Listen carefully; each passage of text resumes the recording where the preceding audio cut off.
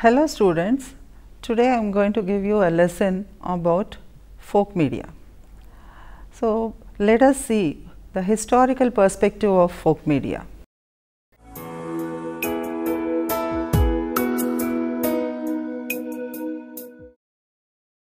Folk media are cultural resources that accumulate indigenous knowledge, experiences, expressions passed on from generation to generation.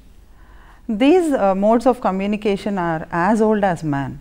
It is indisputable fact that local or primitive communities had their traditional patterns of communication which were peculiar to their environment and also situations. The desire to exchange message or shared common ideas must have propelled our forefathers to introduce diverse media through which they could express different feelings and also communicate certain situations. But the man's first means of communication were like distinct sounds or calls, and also each call signaled to specific circumstances such as food and danger. These folk modes of communication were long before the advent of modern means of communication. They are in the forms of gestures, drawing of pictures, developed as a secondary method of communication and gradually introduced into languages and pictorial writings. As the traditional societies developed, better methods of communication were invented, like starting with simplest vocal and gestures, signals rooted in their physical structure, and also developed into a whole range of non-verbal means like for conveying messages also. The folk modes include music, dance, drums, oral messages, signals, fire, drawings and other forms of graphic symbols like pictograms. They are survived and are still in use and also relevant to especially rural areas in the era of high information technology also. You can also assert that traditional communication is made up of great variety of socially accepted cultural practices and also the social organizations, patterns of speech and also a product of many fields of endeavor such as music, linguistics, religion, history, sociology, mythology, the performing arts. And the man's earnest desire to express feelings, messages and share ideas motivate him to create various modes of communication through which he could communicate with his fellow being. By and large, those media of communication were developed into coherent languages also by using specific signals, symbols and pictures to represent the messages. Traditional patterns of communication have the same characteristics even though they vary from one community to another community. These characteristics are generally in oral mode, limited audience is necessary and they also create a very good impression. They are very consumer friendly. No specialized training also is required to manage these folk modes of communication, and there is lack of fidelity. They are very cheap. They bind people together and they are non-alienating. This media always being vested with the responsibilities of developing the people for effective participation also. The folk media functions just as the media which is presently today the contemporary media, mainly to inform, educate, entertain, and the only difference is that it is only restricted to one area.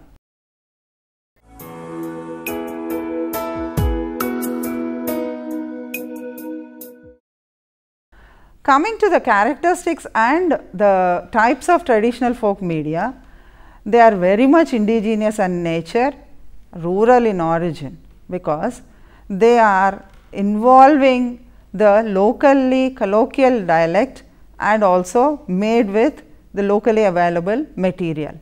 They are being transmitted from generation to generation through oral means only. They do not have any source of confirming the authenticity of the folk art, and also they have no grammar. They indicate and integrate the emotional behavior of the practicing sector, that is the rural people of the rural areas or tribal areas.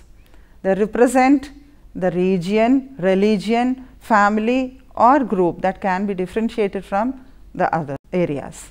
The area of operation is limited in nature. It becomes a victim to the onslaught of the modern media occasionally also. As long as the contents and the format satisfy the psychological and social needs of the people, they will be carried forward by the people themselves. And it is in mixed form, that is combined with specific language, rhythm, music, style and also form. So, since they are indigenous in nature, they are also cheap, easy, convincing comparatively than the modern media.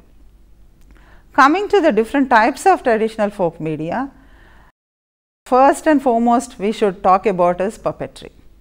Puppetry is the important traditional media of communication technology in the villages. It is believed to be the oldest form of popular theatre in India, and there is a sutradhar and also there is a director or the stage manager who will be taking care about all the characters, and this is originated from ancient India, that is around 100 to 1000 AD.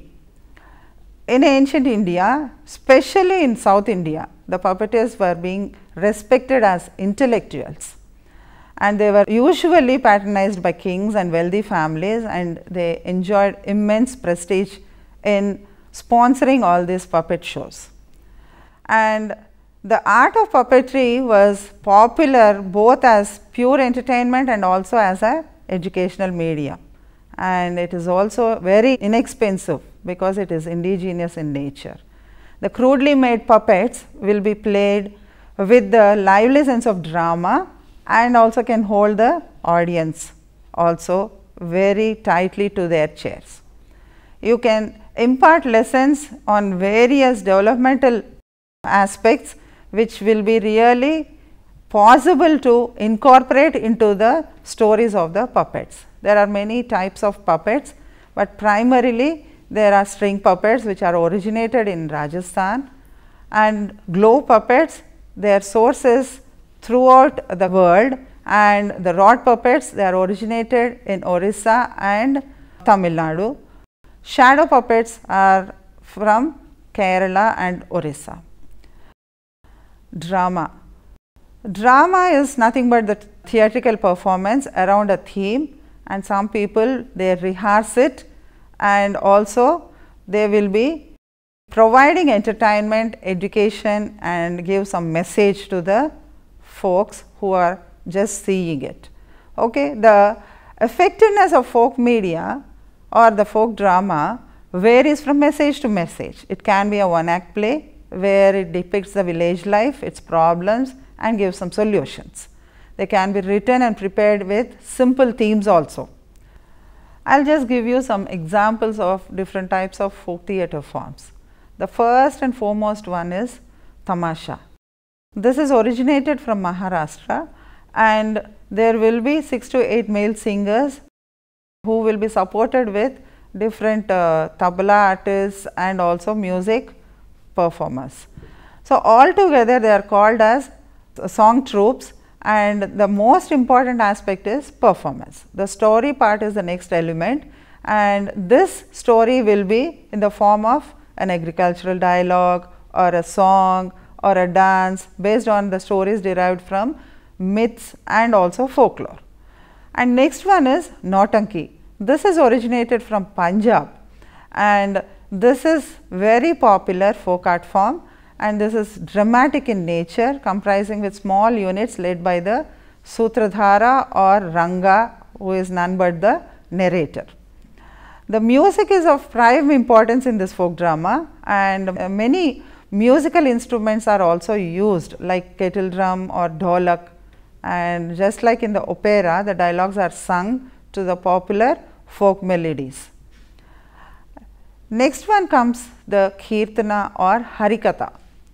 This is a religious folk theatre where it is concentrated drama or a monodrama, I should say, and this will be carried out by a gifted actor, and there will be a whole series of characters which will be narrated by this person. The next form of stage theatre or the theatrical form is street plays. Here one narrates a story which is related to a particular theme, and these plays are not like theatre, but they attract a large number of people basically upon the streets. They also have some music built in by the way of folk songs adapted to the theme. The only material used in this form is a number of banners on which the slogans are written, and there is no costume, no properties or no scripts in this play. It is also called as nukkad play. And another folk art form is folk music. Music is passed on from races of people from generation to generation, and any music composed are on idioms, and that becomes the folk song. The villagers have a great fascination for their folk songs. We go closer to them if we participate with them and organize such functions during exhibitions, meetings, film shows, drama, etc. And also song competitions can also be arranged during these festivals. And under the music, besides the folk songs, we can also have some folk dances also, and these folk dances will be conducted specially during the harvest seasons and festivals also. In villages, they are helpful in collecting the people at one place to convey some information or message. I can give you some examples like Bhangra or Lambadi dance during the harvest festivals, and this reveal not only the individual talents of the people, but also the collective traditions of the particular area where it is being displayed. Folk dances are mainly grouped under three heads. First one is community folk dances, where in religious festivals, social occasions, Kisan Melas and other occasions will make use of these types of dances. Another one is preserved by hereditary or professional families, groups just like Kuchipudi and Bharatanatyam. This can be performed during the time of birth or betrothals or marriage ceremonies. And another type is tribal dances. These are rooted as they are expressive of their magical philosophies of life, that is something connected to rituals. So, this is about dance, and coming to the next type of folk art form is storytelling.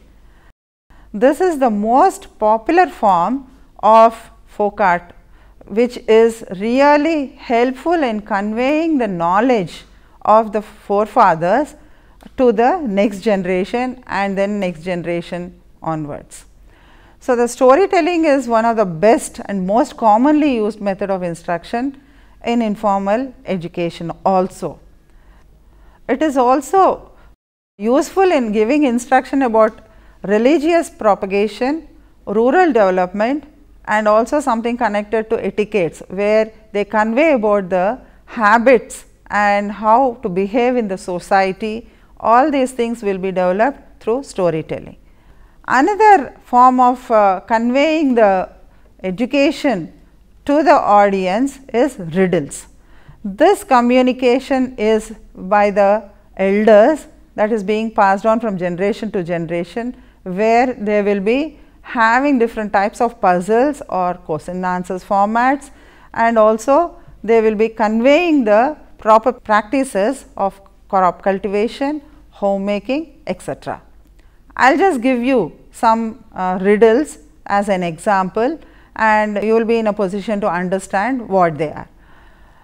A creature walks on 4 legs in the morning, 2 legs in the afternoon, and 3 legs in the evening. What is it? It is nothing but a man. He crawls on all 4 legs as a baby, walks on 2 feet as an adult, walks with a cane as an old man. What kind of room has no doors or windows? That is nothing but a mushroom, isn't it? So, you will have to try to understand what the question is and then try to imagine what the answer is through these riddles, and you get the information you can never forget in your future. So, that is how the message is being conveyed through the riddles. Next type is proverbs. These are also some type of communication through which the knowledge and the wisdom of the forefathers is conveyed to their next generations. They are very creative in nature, and the importance of information and idea also will be giving, almost like giving a meaning of the real message. Here are some examples for proverbs also. Blood is thicker than water. So, this is a proverb which mentions about the family relationship, which is more stronger than the other types of relationships in the society. Another proverb is, if the blind lead the blind, both shall fall. So, if a person is lacking in some expertise, leads others, naturally he will lead them into failure. That is what is the meaning of it.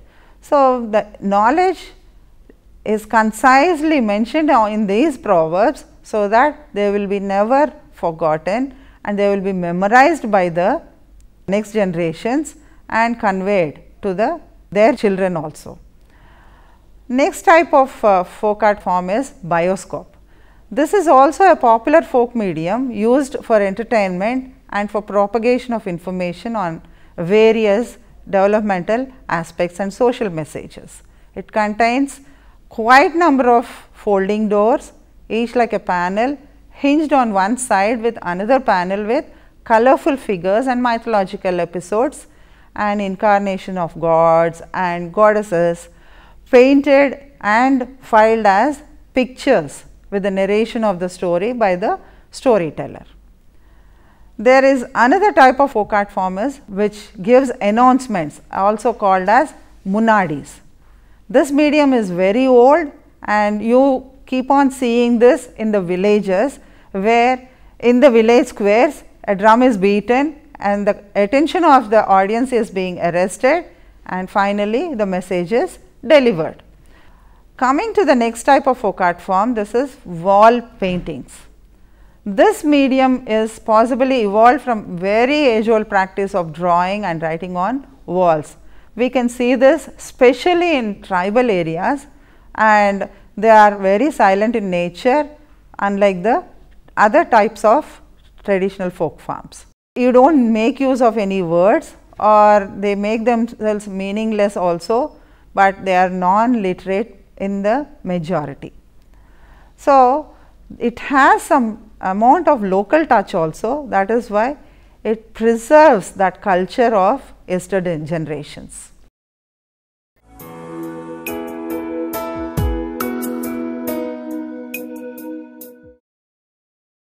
The advantages of folk media are, first thing is personal contact.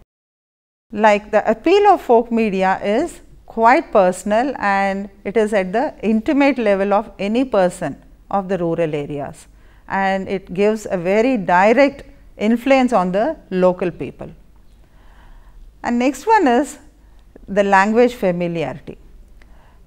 In case of the colloquial dialects, they are very familiar, and the format also, it will be in the local way of conveying the messages, and the content also will be designed in such a way that it very good clarity in communication. And it is easy for building rapport also, and in different forms the local needs of people are being exploited to cater immediate and direct rapport. It is highly flexible, and any new theme also can be accommodated in these folk art forms. There is a combination of dialogue, dance, song, humor, morals, and also prayer, which will be conveying the message to the rural folk. And the impact level is very deep, and it invites the audience participation also. It is combined with entertainment, so the moral instruction is also being combined with the entertainment. It involves self explanation and also expression being very dramatic, lyrical, and that is why the innate need or the self of any person will also be addressed very easily. And the tradition and culture of the ancestors are preserved and disseminated by the folk media in a very lively manner. You can also have a look at the limitations and threats of the traditional folk media. The radio, television, videos, all these are posing a great threat upon the traditional folk media, and that is why the focus of attention of the planners is more upon the modern media than the folk media. But the scale of reach to masses is very less in case of folk media. That is why the modern media are surpassing the folk media, and due to the various technologies like the CDs, DVDs and also videos, which can store the information or the communication, and again they can be communicated to the mass whenever they want. Traditional folk media are considered as outdated and irrelevant also by the present generation. That is why it is becoming an unorganized sector, and that is why they are not at all listening and viewing these folk art forms. And that is why good artists who are very good in these folk art forms are also discouraged, and they are going back and resorting to modern media only. So, there is very less range of choice of these forms also, and because of that it is really difficult to decide which should be selected and which should be deleted.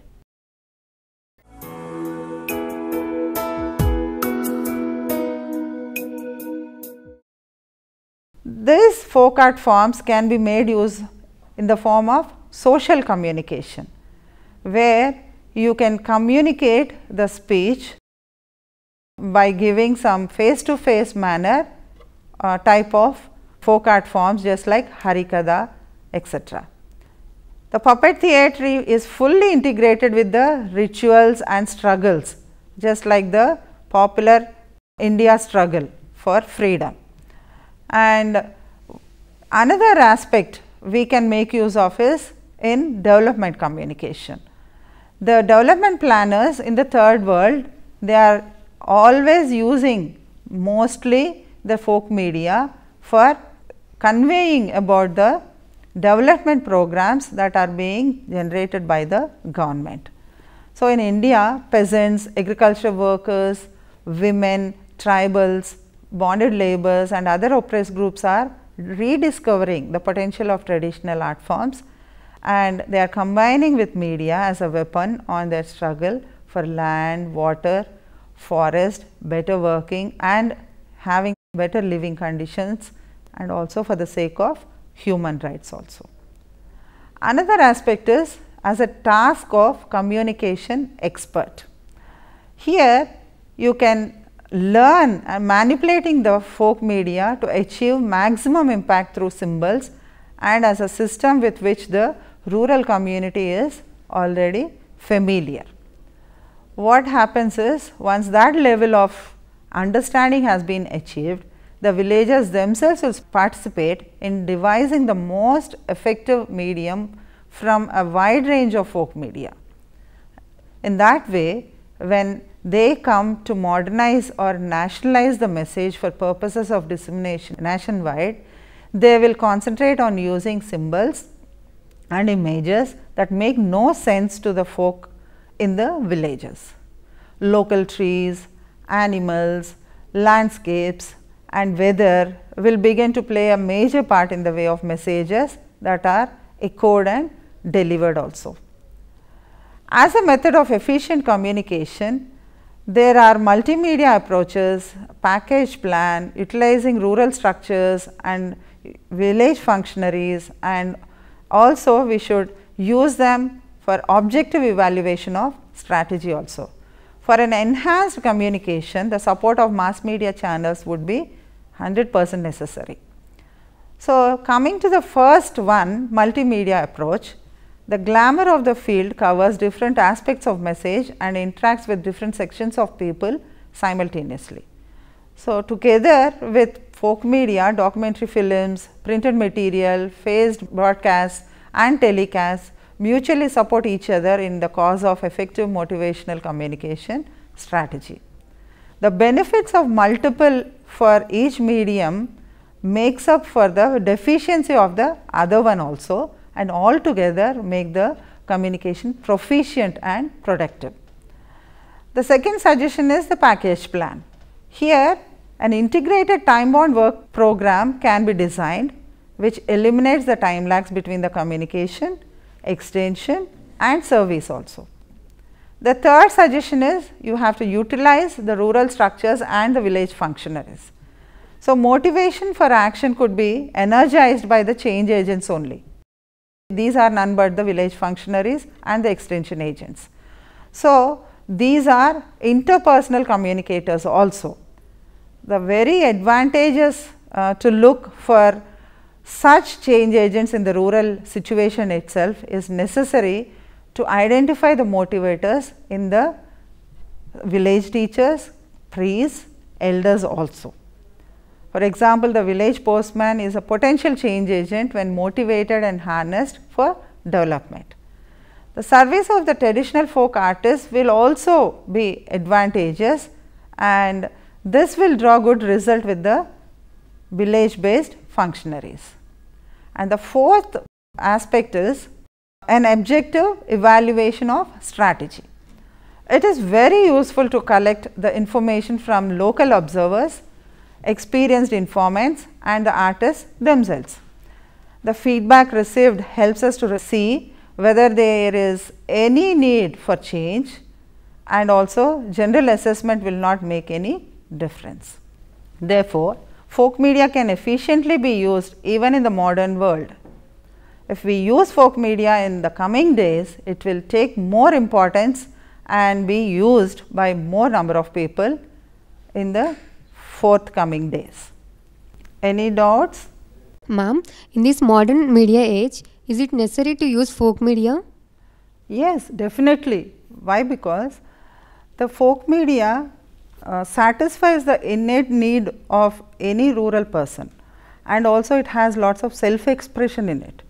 And besides this, the 75% of the rural population reside in rural areas, and this folk art forms, they have no grammar, they have those colloquial dialects, and simultaneously the language is very familiar to those people, and it becomes make them more near to the people of rural areas. So, naturally what happens is, with a very good appeal, the traditional folk art forms can be conveyed in a better effective way to create a great impression.